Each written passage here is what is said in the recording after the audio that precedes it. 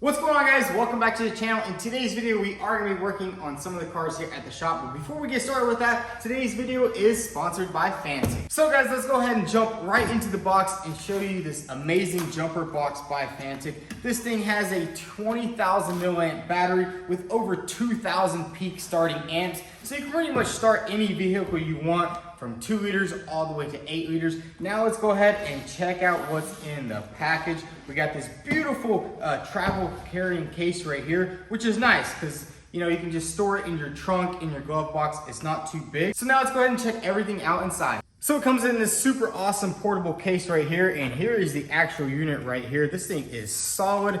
I actually love the design a lot. We have a light on the side right here, which is pretty cool. You simply turn it on. We have a light right here, so just in case if you ever get stuck on the side of the road, it has the strobe light, and then it also has the red light. Well, let's set that aside and check out some of the other things that come with this jumper box. We also have our cables right here. So check these bad boys out. These are the nicer, higher quality cables that have the copper all the way around, so it's not just on one side like some of the other jumper boxes that you see on the market today. So let's go ahead and see what we have in this little box right here. I think this is the 65 watt super fast charging power adapter brick. I think that's what's in here. Yes, that's what it is. And I really do love how everything is just so high quality in here, and you can actually see even the power brick is labeled with Fantic, so that's super nice right there. And it can actually charge this entire jumper box in 1.5 hours from dead to fully charged, which is pretty freaking quick. Then we also have our USB charger thing. I think this is a car. Yeah, this is the car charging port right here. So I just love it. Everything is Fantic branded. It's like super nice and high quality. And we do also have our USB-C cables right here. This is a USB to USB-C. And then we also have our USB-C to USB-C. The cool thing about this charger is you can actually charge your laptop with it. You can do a lot of stuff. You can charge your phone. Anything you really need, you can charge up with this jumper box. And the craziest thing is this thing can stay over 24 months without losing any battery. So now let me show you guys how easy this thing is to use right out of the box. You simply open this port up, plug in the jumper cables, and now let's go ahead and try to start one of my dead cars behind me. So if you're like me and you're always working on cars with dead batteries, this thing is gonna come in handy, let me tell you. Super easy to use, simply slap the terminals on just like that. And there we go. And you do have to press the power button for 3 seconds. It is already on. And you can see now it is showing 2 volts. That is because the battery is completely dead. And the way you have to do this when the battery is completely dead, you simply hold the power button and the light button on the side. And you can see right there, it turns to 15 volts. And now it's ready to start.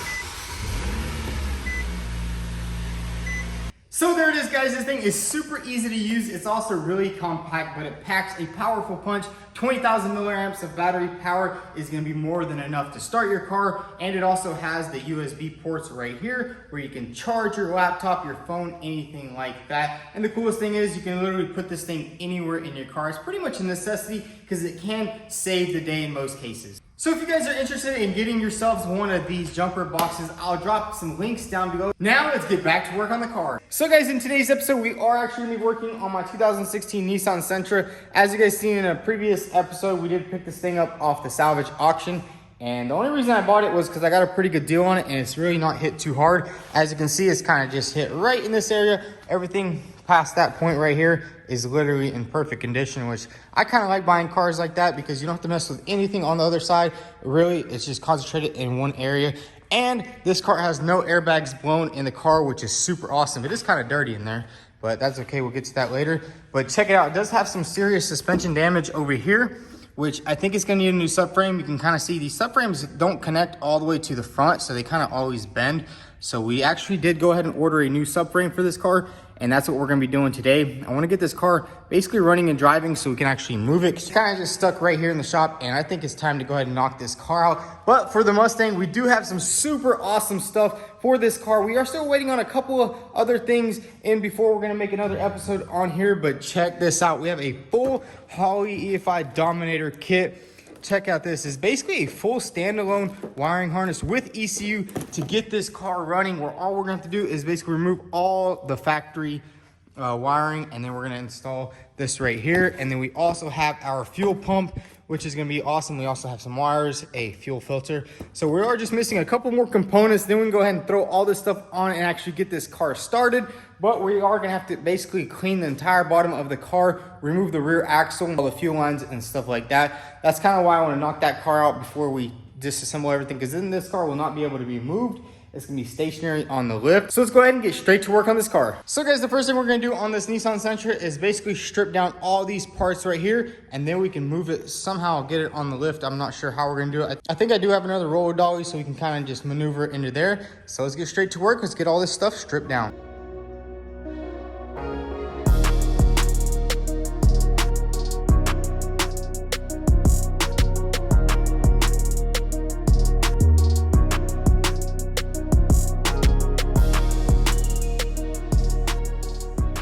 So guys, we went ahead and popped the fender off, and it looks a little bit worse than I thought. The apron is actually pushed down pretty bad, which I think it might need a little bit of framework. But what we're gonna do right now is go ahead and transfer this car onto the lift, remove the Mustang, and then we can go ahead and swap out the suspension and have this thing drivable. And then we can probably drive it over to my dad's shop, get the frame pulled out, get the new piece welded in, get this thing painted, and have it done in less than 2-3 days.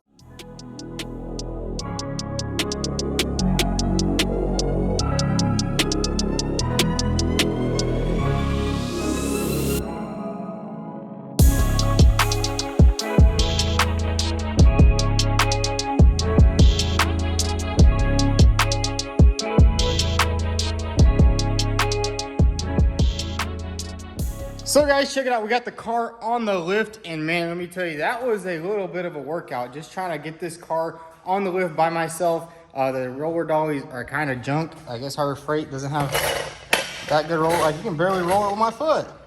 So we had a little bit of a struggle getting the car on the lift, but you know what? Guys? If there's a will, there's a way. We got her on there. And honestly, if anybody wants to come work for me to help me move cars around and stuff, I can also teach you how to cut a Mustang in half and then scrap the project. And I might pay you 2 cheeseburgers. But anyways, let's go ahead and dive straight into this car. As you can see, we do have a new subframe right here. Got this bad boy from LKQ. That's the kind of thing that sucks about these cars, is every time it gets hit lightly in the wheel, it just pulls the entire subframe to the side. And I've seen people try to straighten them, and that really just doesn't work out because then the alignment is off. So let's go ahead and get this subframe replaced.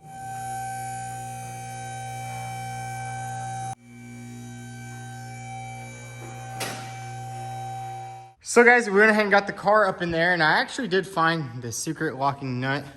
It was actually in the back seat. I don't know why it was back there, which is always weird. Sometimes you either find the locks or you don't. But this is a pretty straight up, straightforward job. It's pretty easy to remove. You gotta just unbolt these control arms on this side, unbolt that, unbolt the steering rack right there, and then it should just slip right out. So let's go ahead and get this thing replaced with our new one over here.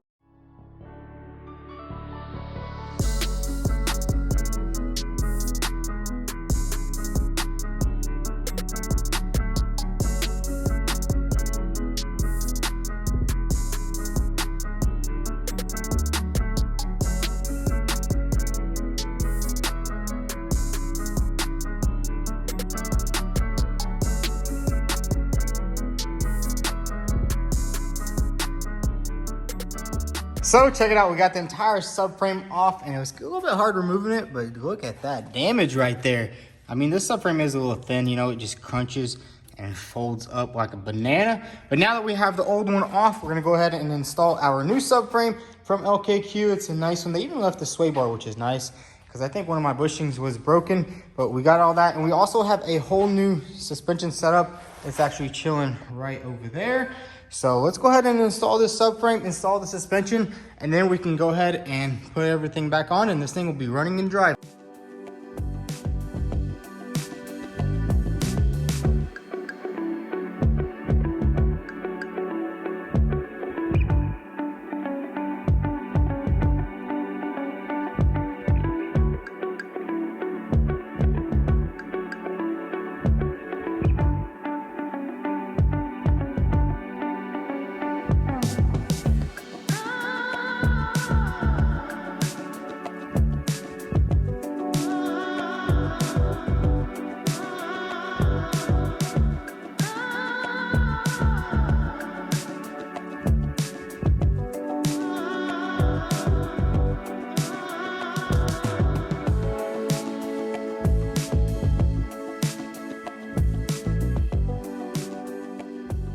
So guys, we went ahead and put the new subframe on, and I was just about to put the new shock on this side, and I was thinking maybe I could just pull this out instead of putting everything back on and driving it to my dad's shop. Maybe I can actually just pull this apron out, and check out how easy I pulled it out with just that jack right there. I literally just put the jack against the frame rail right there and pulled everything out. And honestly, I think I'm just gonna go ahead and replace everything here at my shop, because it doesn't look like it buckled anything back here. Everything is literally perfect. If it did move the shock tower, you would be able to notice like spots like over here, and then there would be some crunch in there, but everything looks good right there. So I think what we're gonna do is go ahead and disassemble this whole area right here and basically get it ready to be chopped off and replaced with a new piece, which we have outside.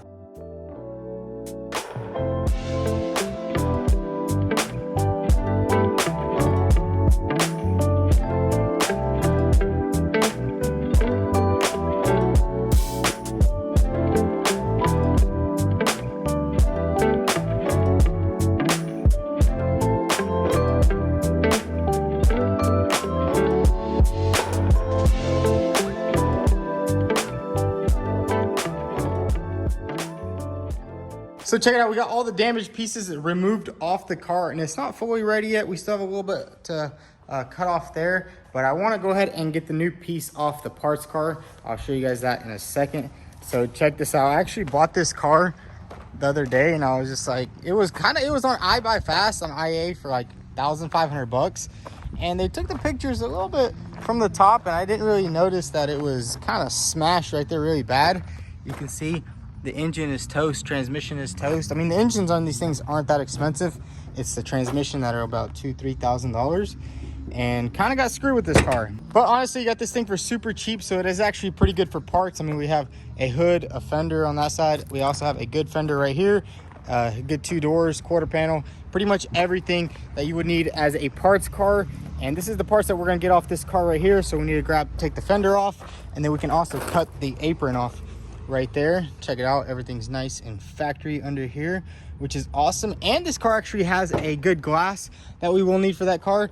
And after I bought this car, I was like, you know what, I'm gonna find another car, and then this one right here popped up on the auction. This is a 2018, punched right here in the side. And the cool thing is it is exactly the same color, so we're gonna have to do some framework there. It's a little bit bad, but honestly, it's not the worst. It's fixable.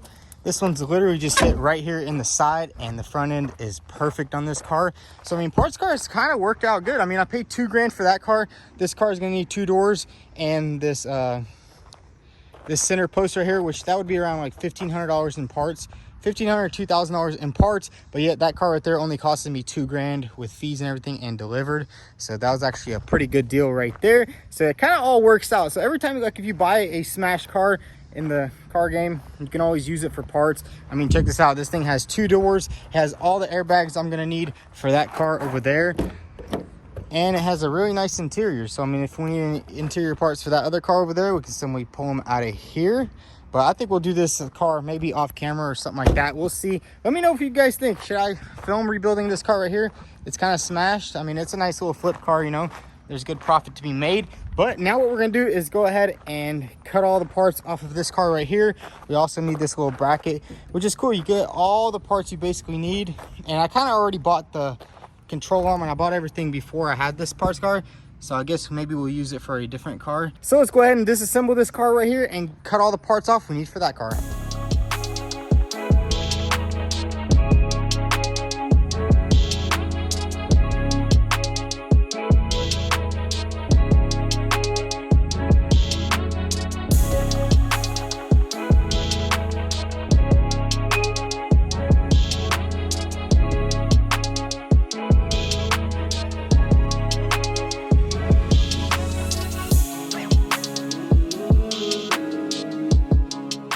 So guys, check it out. We got both pieces off, and the cool thing about these Nissans is they do have a splice-in area right here, which is like a factory point where it butts into, because a lot of cars don't have it. Usually this piece will go all the way back into the firewall, but cool thing, the Nissan has it. We got that piece off, and I did go ahead and pull this entire piece off right here just to give it that factory OEM-ness. Now what we need to do is basically just remove this piece right here and move this piece, and then we can go ahead and put our new pieces on, get everything welded up and get it painted in. Then we can go ahead and put all the suspension and everything back on there, and this thing will be a runner.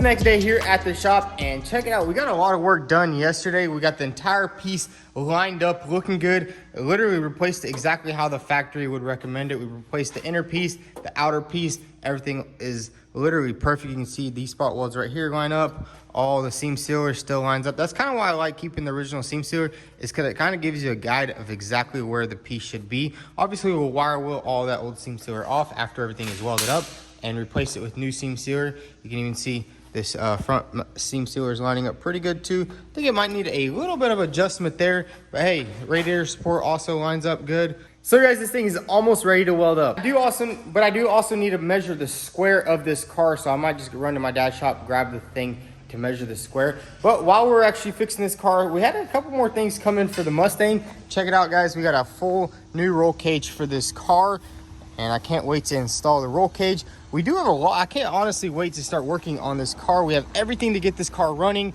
I am only waiting on one of the fuel line connectors. This is I think it's a 6AN, and I'm trying to convert this to a 10AN, and then we can run our fuel lines all the way back and then go all the way to the tank over there. Man, I'm super excited, guys. This thing will be running this week. Hopefully we get everything installed. We have to work on getting a battery. I think I'm gonna install the battery probably in the back, maybe near the fuel tank. I don't know if that's safe, but I think if we put it right here on the side and then like kind of make a nice enclosure for it, I think it'll be good to go. But make sure you guys stay tuned for the Mustang. We are gonna hop back on that pretty soon. I just really needed to knock this car out because as you guys seen, it was just sitting right there, and we're getting the Subaru sold. And honestly, this is gonna be my next daily driver right here. It's gonna be a nice little fuel efficient beast. Because you guys know with these gas prices, you gotta drive something efficient. It's not really worth driving the McLaren or something like that.